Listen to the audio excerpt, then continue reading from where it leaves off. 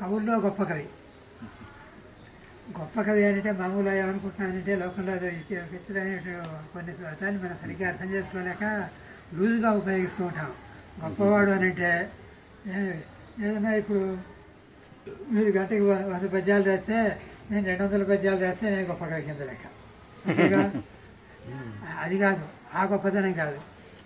ఏదో యమకాలు అవేవో గరాణాలు సమస్య ఇచ్చాము రామలింగం అంటే అది మనకి గొప్ప కవి కింద కాదు.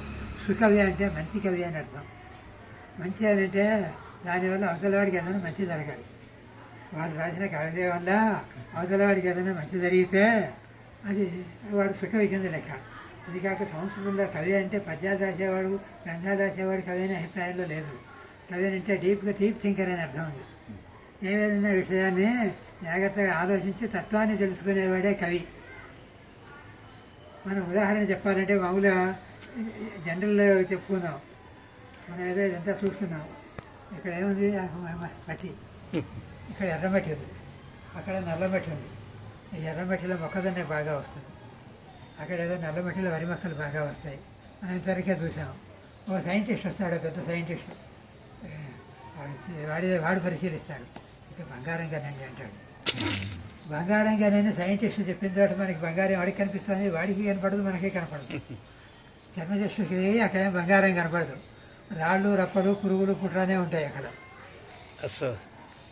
అంతేగా. కానీ వాడు తత్వాన్ని తెలుసుకున్నటువంటి విజ్ఞానవేత్త. అట్లాగే మనకి బ్రహ్మతత్వాన్ని చెప్పగలిగినటువంటి విజ్ఞానవేత్త సుకవి. రస్కిన్ అని ఒక పెద్ద స్కాలర్ ఉండేవాడు ఇదివరకు, బ్రిటిష్ వాడు. ఆయన ఏదైనా గొప్ప గ్రంథాలను ఎట్లా చదువుకోవాలని చెబుతూ we should strive Australian minor. ఆ పుస్తకంలో ఎప్పుడైనా ఈ పుస్తకం చదివి how good it is, that is what exactly I think అనుకుంటే మనకి సరిగ్గా అర్థం కాలేదుట. How great it is, I never thought of it before అనుకోవాలి. అంటే ఆ మహాత్ములు ఏం చెబుతున్నారో జాగ్రత్తగా అర్థం చేసుకోవాలి. మనకు కావాల్సినటువంటిది లోపల నిశ్చిప్తంగా ఉంటుంది విజ్ఞానం. అట్లా మంచి విజ్ఞానాన్ని మనకి ఉపయోగించేటువంటి విజ్ఞానాన్ని ఎవరైతే నిశ్చిప్తం చేస్తారో వాళ్ళు సుకవులు. ఆ సుకవుల్లో గొప్ప కవి. కవీనాం ఉపమశ్రవస్తమం అన్నాం. ఉపమశ్రవస్త అంటే ఏదైనా మంచితనానికి గొప్పతనానికి ఉపమానం చెప్పుకుంటాం. ఈయన శంకరాచార్యుల వారు పండితుడండి, ఈయన కాళిదాసు అంత కవి అండి, ఏదో అర్జునుడు అంటే వీరుడండి అని చెబుతాం. ఉపమానం చెబుతాం కదా. ఏ విషయంలో అయినా ఎవరితో పోల్చి చెబుతామో అట్లా పోలికి చెప్పదగినటువంటి వస్తువుల్లో వ్యక్తుల్లో అందరికంటే గొప్పవాడు గణపతి. ఉపమశ్రవస్తమం అంటే అందుకని ఇతరాం ఉపమశ్రవ, అందరికంటే ఉపమానం చెప్పదగిన వాడు చాలా ఉత్తమోత్తమైనటువంటి దేవుడు ఆయన. అందుకని ఆయన ఇప్పుడు పరమాచార్య వారి రూపంలో కనిపిస్తున్నారు మనకి. అందరికీ అనుభవమేగా. ఏ విషయం వచ్చినప్పటికీ కూడా మంచి వేదవేత్తలు శాస్త్రవేత్తలు వస్తే వాళ్ళకి తెలియని విషయాలు పరమాచార్య వారే చెబుతారు.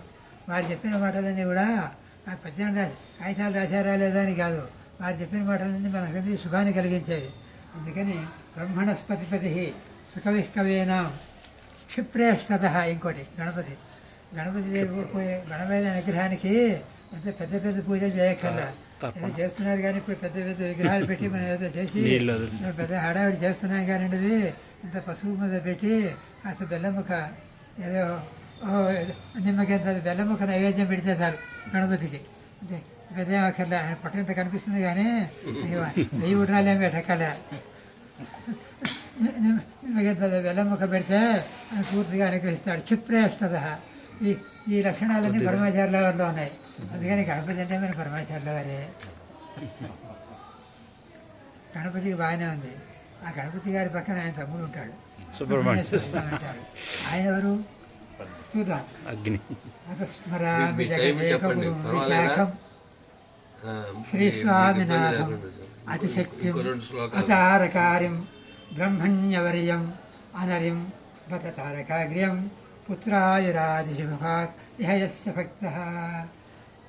ఇప్పుడు పరమాచార్యులను స్మరిద్దాం. ఎవరినంటే విశాఖుడిని స్మరిద్దాం.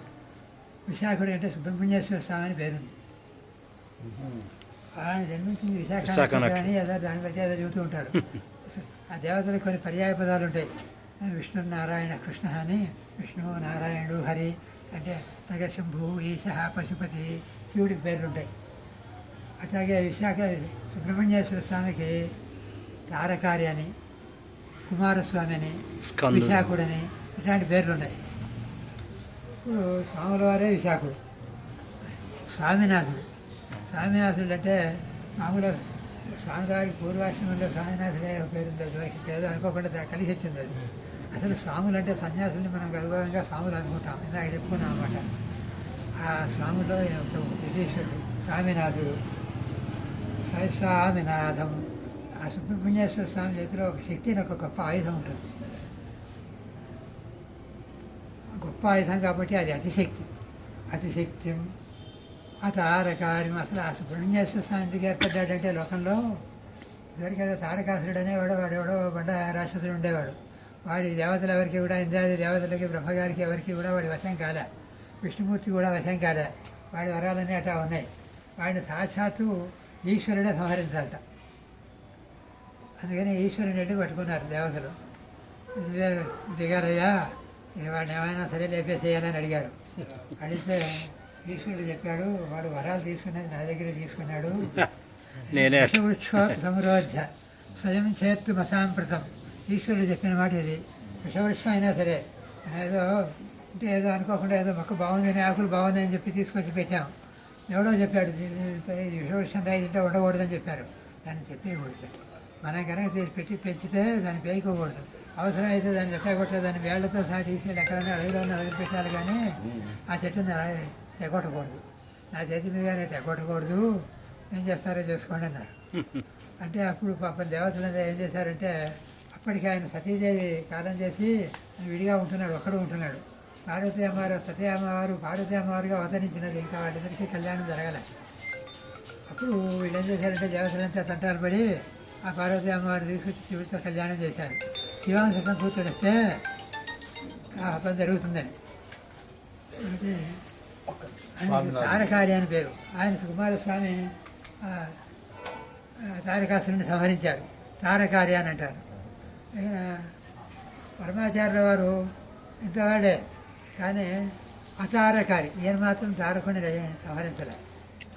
తారకారి అంటే ఇంకో అర్థం ఏంటంటే, తారకుడు అంటే మనల్ని తరింపజేసే గురువు గారు అని అర్థం. గురువు గారిని సంహరించారు, గురువు గారిని రక్షిస్తారు. ఈయన సంస్కృత భాషలో చమత్కారం ఉంది. నైతత్పురుష అంటారు. బ్రాహ్మణుడు, అబ్రాహ్మణుడు, బ్రాహ్మణుడు కానివాడు అబ్రాహ్మణుడు, మానవుడు అమానవుడు. అట్లా కాకుండా అంతవాడు అంటానికి కూడా నైతత్పురుషుడు. రాజు కాని రాజు, కవి కాని కవి, అంతవాడు కానీ సాక్షాత్ ఆ పోస్టు లేదు. అట్లాగే పరమాచార్యుల వారికి తారకాసురుడు సంహరించాడనే పోస్టు లేదు, కానీ ఆయన అంతవాడే. పైగా చాలా ఆశ్చర్యం ఏంటంటే, తారకాగ్రీహ, తారకులు గురువులందరిలోనూ ఈయనే మొదటివాడు. బ్రహ్మణ్యవర్యం, బ్రహ్మణ్యుడు అంటే బ్రహ్మనిష్ఠుడు. బ్రహ్మజ్ఞాన సంపన్నుడే. ఎప్పుడూ మనసులో బ్రహ్మధ్యానం చేసుకుంటూ ఉండేవాడు. ఆ సుబ్రహ్మణ్యుడు అంటే బ్రహ్మణ్యంలో గొప్పవాడు.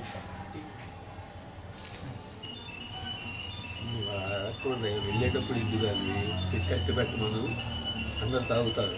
సుబ్రహ్మణ్యుడు అంటే బ్రహ్మణ్యంలో గొప్పవాడు. దాన్ని మార్చి బ్రహ్మణ్య వర్యం అన్నాం. రామగారు బ్రహ్మనిష్ఠుల్లో గొప్పవాడు. అన్ని లక్షణాలు కూడా కుమారస్వామి గారి గురించి ఏం చెప్పుకుంటున్నావో అవన్నీ ఏందోనే కనిపిస్తున్నాయి. ఇంకోటి కూడా ఉంది మనకి, సామాన్యంగా మనకి ఎవరికి తెలియని విశేషం ఇంకోటి ఉంది సుబ్రహ్మణ్యేశ్వర స్వామి గారి గురించి.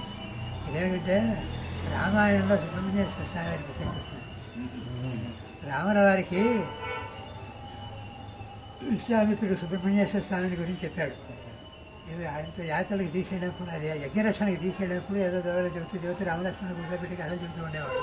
అందులో సుబ్రహ్మణ్యేశ్వర స్వామి గురించి చెప్పి, శివ కళ్యాణం చెప్పి, సుబ్రహ్మణ్యేశ్వర స్వామిని తలుచుకునే వాళ్ళకి, ఆయన భక్తులకి, భక్తశ్చయ కార్తికేయే ఆయుష్మాన్ భూయమానవ నందతే పుత్ర పౌత్రాద్యై.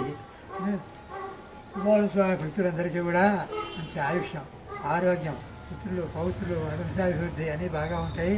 నేను ఇప్పుడు కుమారస్వామి భక్తిగా ఉండాలి అబ్బాయి అని రాముల వారి చిన్నపిల్లవాడిగా చేసుకుని విశ్వామిత్రుడు కుమారస్వామి మీద భక్తిగా ఉండమని ఉపదేశం చేశాడు.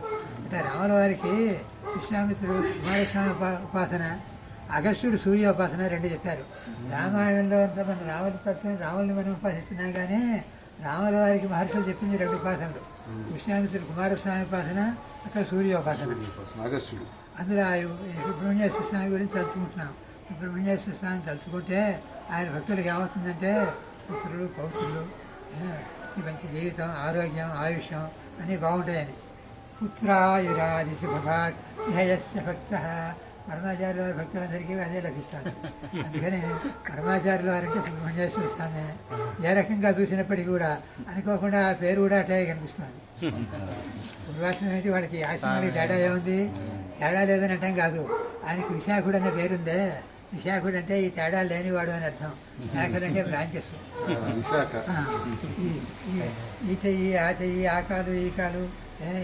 ఈ మన బ్రాహ్మణుల్లో వైదికులు, నియోగులు, మానవుల్లో బ్రాహ్మణులు, శూద్రులు, వైశ్యులు, ఇవన్నీ వేరే శాఖలేగా. శాఖలేం లేవు. శాఖలన్నిటికీ అతీతులైన వారే సన్యాసులు. అందుకని పరమాచార్యుల వారు విశాఖలు. ఈ శాఖాభేదం లేదు. శాఖ లేని ఈ చెట్టుని ఏమంటాం? మూడు అంటాం. దానికి స్థాణు అని పేరు. శివసహస్రనామాల్లో మొదటి మూడో పేరే స్థాణు ప్రకృతి, రెండో పేరే స్థాణు. అది కదలదు. పరమాత్మతత్వం ప్రపంచమంతా వ్యాపించినది, కదిలే చోట్లేదు దానికి. అసలు మనకి ఆ ఛాన్స్ ఉన్నది కానివ్వండి, భగవంతుడికి ఛాన్స్ లేదు.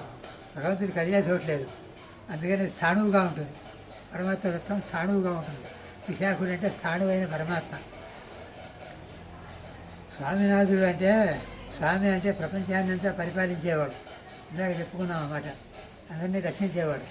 వాళ్ళలో పైవాడు అంటే రక్షకుడు. ఆ పేర్లన్నీ స్వామివారి దగ్గర సరిపోతున్నాయి మనకి. అందుకని స్వామివారి విశాఖలని మనం సుబ్రహ్మణ్యేశ్వర స్వామిని తేలిగా మనం చెప్పుకోవచ్చు.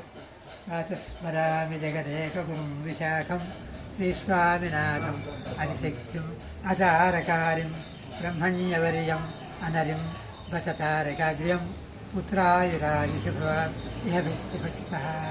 విశాఖ స్వరూపంలో స్మరించుకున్నాం. అనేక దేవతలు స్మరించుకోవచ్చు. మనకి జాతీయ మన శక్తి సామర్థ్యాన్ని బట్టి మనం ఏ దేవుడిని చూసి ఆ దేవుళ్ళ విశేషాలు తెలుసుకుంటే అవన్నీ మన పరమాచార్యాలనే కనిపిస్తాయి. ఇగో ఇందాక ఆచార్య గారు బొమ్మ తీసుకొచ్చారు కదా, అర్ధనారీశ్వరుడు అనే కనిపిస్తాడు. ఆచార్య గారు మన పరమాచార్యుల వారి బొమ్మను అక్కడ పెట్టుకుని ఈ పక్క నుంచి చూసామనంటే గణపతి విశాఖుడు కనిపించినట్టుగా ఈసారి హయగ్రీవ స్వామి వారు కనిపిస్తారు.